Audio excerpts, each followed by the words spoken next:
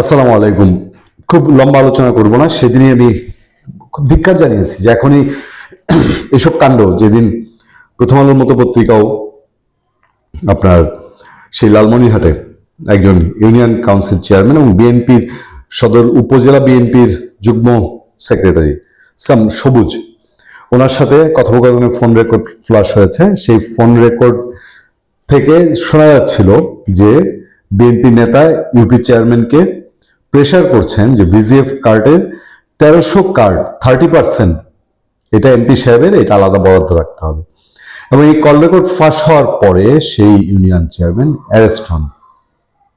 সেখানেই শেষ না, সেই ইউনিয়ন চেয়ারম্যান আমরা যেদিন কথা বলছি সেদিনে এসে 17 মার্চ 2026 তিনি আবার জামিনে, তার ছোট ভাই লয়ার এবং সেই আইনজীবীর মাধ্যমে তিনি জামিনে মুক্তি পান। এবং এই ভিডিওটিও ভাইরাল হয়েছে, যেরকম তার ফোন রেকর্ডটি ভাইরাল হয়েছিল। সে ভিডিওতে স্পষ্ট দেখা যাচ্ছে জামিন পেয়ে একজন মানুষ তিনি জেলগেট থেকে বের হয়ে আসছেন, তার হাতে একটি কাপড়ের পুটলা এবং ভাবভঙ্গি সাধারণত ইউনিয়ন চেয়ারম্যানদের যেরকম একটা ভাই ভাই একটা ভাব থাকে, লর্ড লর্ড একটা ভাব থাকে, সেরকম না। জেলগেট থেকে বের হওয়ার সঙ্গে সঙ্গেই তাকে ডিবি পোশাক পরা মানুষজন তাকে ঘিরে ধরে এবং সেই আমরা পরে জেনেছি যে ইউনিয়ন কাউন্সিল চেয়ারম্যানের ভাই সেই লয়ার, তারা সেখানে বারবার জিজ্ঞেস করেন যে তার বিরুদ্ধে কি আর কোনো মামলা আছে, মামলার কাগজ দেখেন। একজনকে আমরা ভিডিওতে বলতে শুনলাম যে মামলা না থাকলে কি ধরে নিয়ে যাচ্ছি। তাকে শেষ পর্যন্ত সেখানে আরো মানুষজনের কিছুটা বাধার মুখে তাকে তুলে নিয়ে যাওয়া হয় ডিবির গাড়িতে করে। এই হচ্ছে ঘটনা। এই যে ঘটনাটা আপনি যদি বলেন ইউনূস আমল, আপনি যদি বলেন শেখ হাসিনা আমল, খুব পার্থক্যটা কোথায় বা কোনো পার্থক্য আছে কি? শেখ হাসিনার আমলে এইভাবে ডিবির এসে তুলে নেওয়া যাওয়ার ঘটনা অহরহ ঘটেছে এবং ইউনূস আমলে ওই শেখ হাসিনার সময় এসব ঘটনা নিয়ে তুলকালাম কাণ্ড হয়েছিল। ভয়াবহ অন্যায়, কবিরা গুনাহ। শেখ হাসিনা ভয়ঙ্কর অন্যায় ছিল তার শাসন আমলে, ইউনূস আমলেও সে একই ঘটনা ঘটেছে। সবশেষ ওই যে সাংবাদিক আনিস আলমগীরকে ডিবি তুলে নিয়ে গিয়েছিল কোনো মামলা ছাড়া, তারপরে মধ্যরাতে মামলা দেওয়া হয়েছে, একই কাণ্ড রিলিজ করেছে। আমরা সবাই সোচ্চার ছিলাম শেখ হাসিনার সময় সেই ঘটনাগুলো নিয়ে, ইউনূস সরকারের সময় সেই ঘটনাগুলো নিয়ে।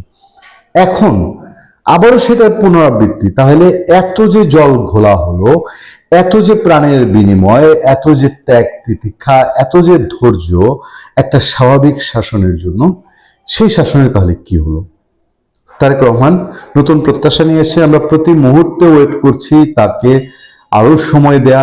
কাজ করছেন তিনি, করার চেষ্টা করছেন। তিনি নিজে বলেছেন একটা যুদ্ধে যাচ্ছেন প্রতিদিন। হ্যাঁ, বাংলাদেশকে সাজানো একটা যুদ্ধ।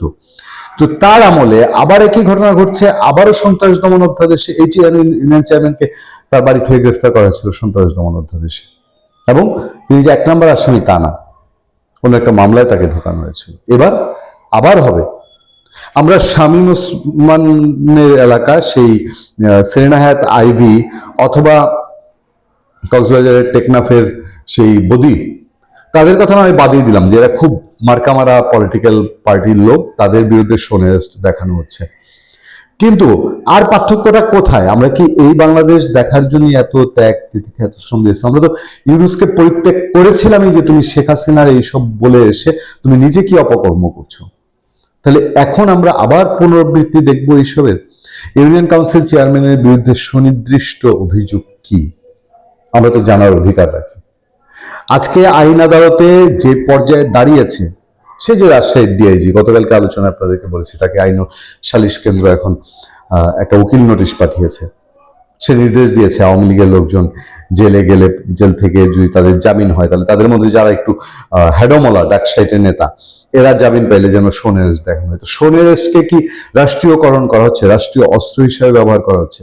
একটা নতুন আতঙ্ক, নতুন ত্রাসের জন্ম দিয়ে গেছিল ডক্টর ইউনূস সরকার এই শোন অ্যারেস্ট নামে, যেটা মানবতা, আইন সবকিছু তীব্র মানে সবকিছুর তীব্র বিরোধী একটা সিস্টেম। সেই সিস্টেমকে জনাব তারেক রহমানের সময়ে এসে আমরা যখন আবার দেখতে পাচ্ছি, তখন কি আমাদের একটু ভাবতে কষ্ট হওয়ার কথা না?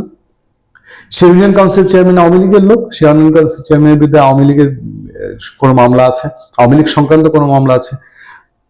জুলাই অভ্যুত্থানে হত্যাকাণ্ডের মামলা আছে, জুলাই অভ্যুত্থানে হত্যাকাণ্ড মামলা নিয়েও তো আমাদের বহু কথা আছে, বহু কিন্তু আছে।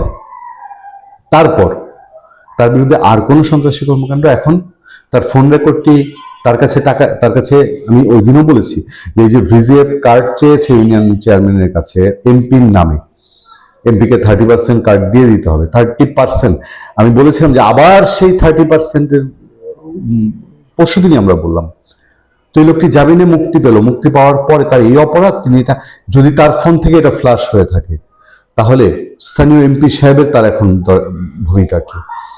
তার তো নিজেরই উচিত এই চেয়ারম্যান সাহেবকে এখন শেল্টার দেওয়া। উপরন্তু চেয়ারম্যানের এখন যেই হয়রানিটা দেখতে পাচ্ছি, কোন আর চেয়ারম্যানের বুকের পাটা থাকবে এখন এমপি সাহেবকে 30% না দিয়ে?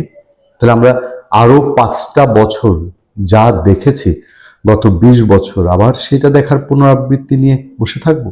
সেটা আবার পুনরাবৃত্তি হবে, এটা আমাদের দেখে যেতে হবে, এবং আবার একটা সময় বলতে হবে না কিছুই হলো না। ভালো থাকবেন, সুস্থ থাকবেন। আপনার সাথে আমি আতিক রহমান, পূর্ণিয়া।